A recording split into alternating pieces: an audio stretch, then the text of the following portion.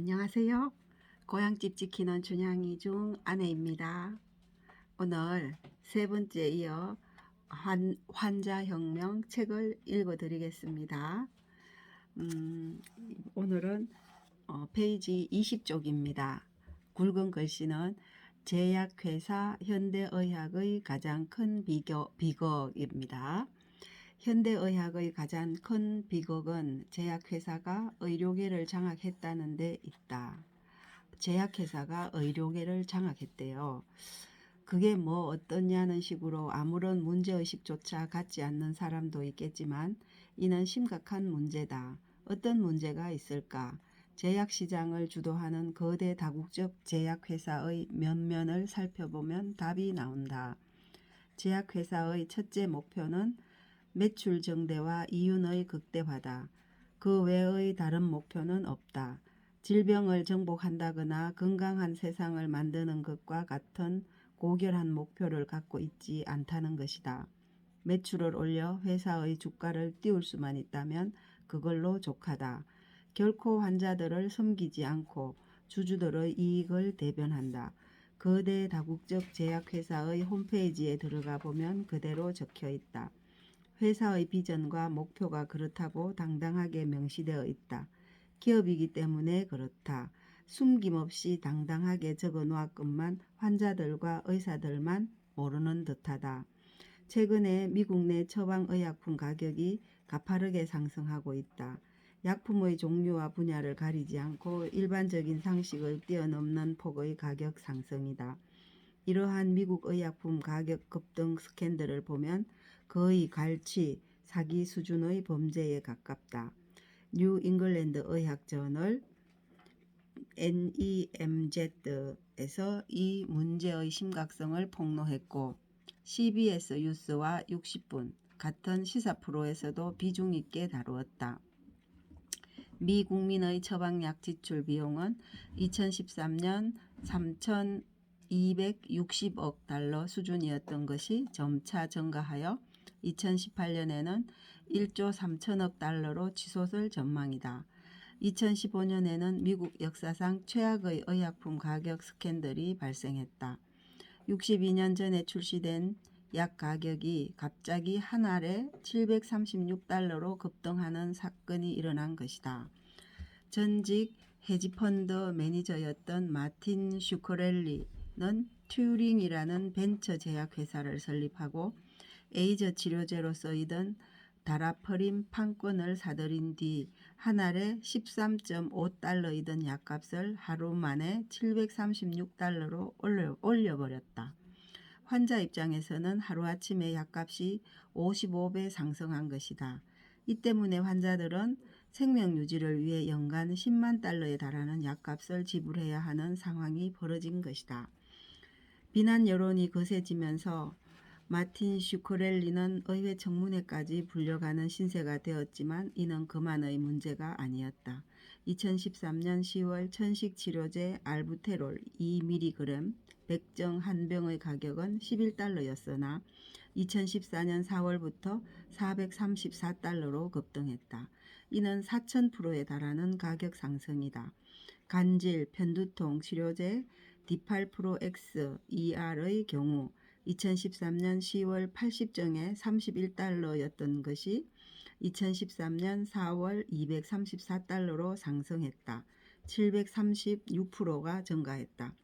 그 밖에 항생제 독시사이클린은 6.33센트에서 3.36달러, 5300%로 항고혈압제 캡토프릴은 1.4센트에서 39.9센트, 2800%로 항우울제 클로미트라민은 22센트에서 8.32달러로 증가 3780% 하였고 콜레스테롤 억제제 프라바스타틴은 2013년 10월부터 2014년 4월까지 가격 상승률 573%를 기록하면서 미국 소비자들에게 연간 59억 달러의 비용 부담을 안겼다. 누군가 돈을 벌기 위해 전 국민의 부담이 상승한 것이지 다른 이유나 설명은 없다.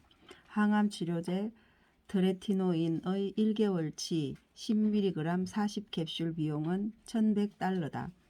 이 약에 포함된 유효 성분의 원가는 80센트에 불과하다. 헐, 이쯤 되면 사기 아닌가?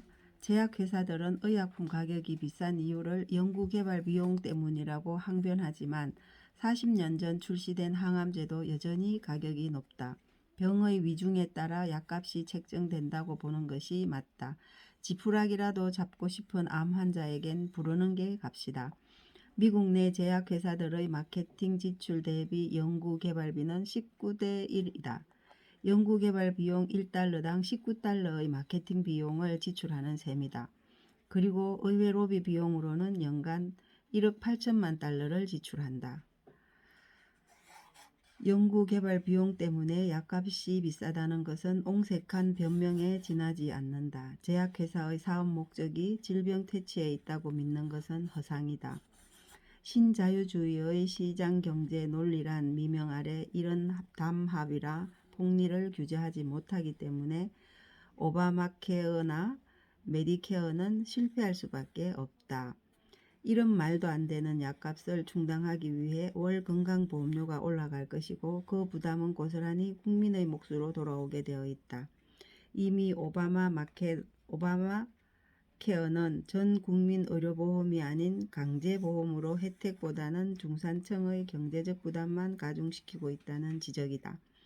그리고 한국 정부가 밀어붙이려 하는 의료보험 민영화는 미국처럼 전문 의약품 가격을 폭등시킬 수 있는 기틀을 만들어주는 것이다. 이렇듯 돈에 철저한 제약회사들이다 보니 로비도 극심하다. 미국에서 제약산업은 가장 로비가 심한 산업 분야 중 하나다. 군수업체나 오일이 아니라 제약회사다. 미국 상하원 의원 1인당 2.5명의 제약회사 로비스트가 활동한다. 입법기관뿐만 아니라 보건당국도 제약회사가 쥐고 있다. 미국 식품의약국 FDA 내 신약 허가 부서 재정의 60%가 제약회사로부터 온다. FDA는 제약회사가 소유하고 있다고 봐도 무방하다. 1992년 미 의회는 전문의약품 허가 신청자 비용 부담법을 통과시켰다. 신약을 허가받기 위해 들어가는 비용을 제약회사가 부담한다는 내용의 법안인데 바꿔 말하면 FDA를 돈으로 매수하겠다는 뜻이다. 그 결과 2010년 제약회사가 신약 신청 비용으로 FDA에 지급한 금액이 5억 6,920만 7천 달러에 달했다. 제약회사가 FDA에 지급한 항암제 신약 신청비는 건당 평균 140만 5,500달러에 이른다. 2010년 기준. 특이한 것은 이 법안을 미 의회나 FDA가 요구한 것이 아니다. 제약회사 스스로 의회에 찾아가서 요구한 것이다. 정부기관이자 국민들을 섬겨야 할 FDA의 신약허가 부서를 통째로 사버린 격이다. 제약회사 입장에서는 효과가 있었다. 2008년 이후 암 치료제 승인 기간이 평균 21개월에서 6개월로 단축되었다. 이러한 현실을 모르는 일반 사람들은 FDA가 세금으로만 운영된다고 생각해 공공의 이익을 대변한다고 믿는다. 그 때문에 FDA와 같은 보건당국을 신뢰한다. FDA 승인이라는 말은 마법과도 같은 힘을 갖고 있어서 단번에 소비자의 신뢰를 얻는다. 하지만 어떤 약이 FDA의 승인을 받았다고 해서 심각한 부작용을 일으키지 않는다는 뜻은 아니다. 심한 경우 사망사고도 빈번하다. 또 FDA 승인을 받았다고 해서 효과가 보장된다는 뜻도 아니다. 질병을 완치하는 것은 더더욱 아니다. FDA의 승인을 받은 의약품이 리콜되는 사태는 끊이지 않는다. 무엇보다도 제약회사의 의약품이 충분한 실험을 거쳐 안전성과 효과가 입증되었다고 믿는다면 크나큰 착각이다. 그처럼 큰 환상이 없다. 2013년 8월 15일 FDA는 퀴놀론 계통의 항생제 약물이 영구적인 신경 손상을 초래할 수 있다고 경고했다. 퀴놀론 계통의 항생제는 미국에서 가장 많이 소비되고 있다.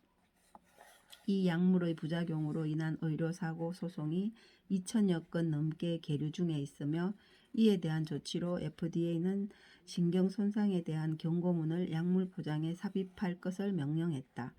FDA가 뒤늦은 조치를 한 것이다. 그러나 이 경고 조치에 대한 정보는 일반 소비자들에게까지 전달되지도 않았다. 어느 환자가 의사가 처방한 약물의 포장지를 구경이라도 해볼 기회가 있겠는가. 2006년 제약회사 머크의 바이옥스 진통제가 심장마비 부작용을 일으켜 6만 명이 사망한 스캔들이 있었다. 밝혀진 것은 6만 명이었다.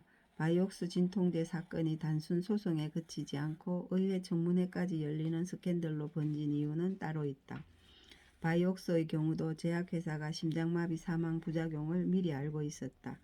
문제는 제약회사뿐 아니라 FDA도 알고 있었다는 것이다. 한통속이란 말은 이럴 때 쓰는 것이다. 제약회사와 FDA가 그 사실을 감추고 감추다가 FDA의 내부 고발자 문제 제기를 하면서 세상에 드러났다. 결국 바이옥스 진통제는 시장에서 퇴출되고 머크는 60억 달러, 약 6조 7천억의 벌금형을 받으며 사태가 마무리되었다. 국방예산 단위의 어마어마한 액수처럼 보이지만 60억 달러는 머크의 몇 주치 매상에 불과한 금액이다. 그야말로 꿀밤 한 대 맞은 듯한 가벼운 처벌이다. 머크의 사장은 중국 분유회사 사장처럼 사형을 당한 것이 아니라 엄청난 퇴직금을 받고 자리에서 물러났는데 더 큰 반전이 기다리고 있었다. 불과 몇 달 지나지 않아 FDA 고문으로 취임한 것이다. 후임 사장들이 뭘 보고 배울까? 아무런 경각심이 생길 리 없다. 불법 합법을 가리지 않고 매출만 올리면 되는 것이다.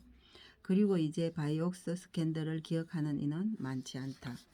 또 다른 심각한 문제가 있다. 미국의 여타 산업과 비교했을 때 부패와 타락이 가장 심한 곳이 제약 산업이다. 미국 내 제약회사들은 한 해도 그러지 않고 벌금형을 받는다. 앞서 살펴보았듯 그 규모 또한 천문학적이다. 2012년 세계 3위 제약회사 글락소스마스클라인은 항우울제 신약 웰부트린의 홍보 과정에서 의사들에게 각종 불법 로비를 벌치고 거짓 실험을 게재하도록 의학저널에 뒷돈을 뿌리는 불법 행위를 저지르다 덜미가 잡혔다. 미국 정부와 30억 달러의 배상에 합의했는데 10억 달러는 범죄 행위에 대한 벌금이고 20억 달러는 집단소송 합의금이었다. 이런 범죄 행위의 글락소만의 문제가 아니다. 2015년 세계 1위 제약회사 노바티스 역시 의사들을 상대로 한 리베이트 의혹으로 3억 9천만 달러의 벌금형을 받았다.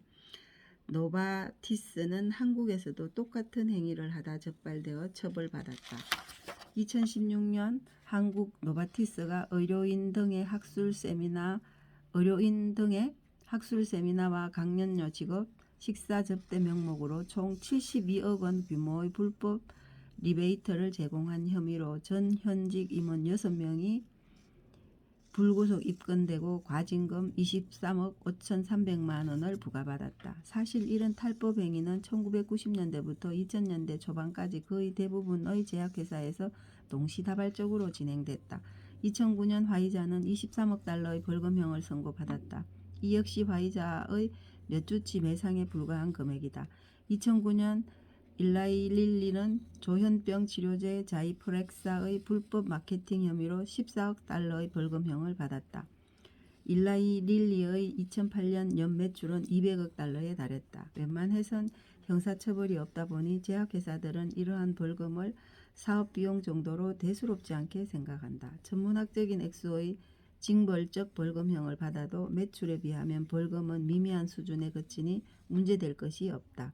삼성 갤럭시 노트 7의 폭발 사고는 큰 뉴스가 되는데 그와는 비교도 할 수 없을 만큼 대형 사고가 발생하는 의약품만은 무사하다.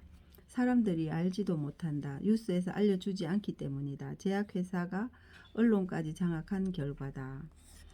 미국과 뉴질랜드만 전 세계에서 처방약 광고를 허용하는 유일한 국가들이다. TV나 신문 광고를 통해 그리고 지분 소유를 통해 언론을 장악하고 있다.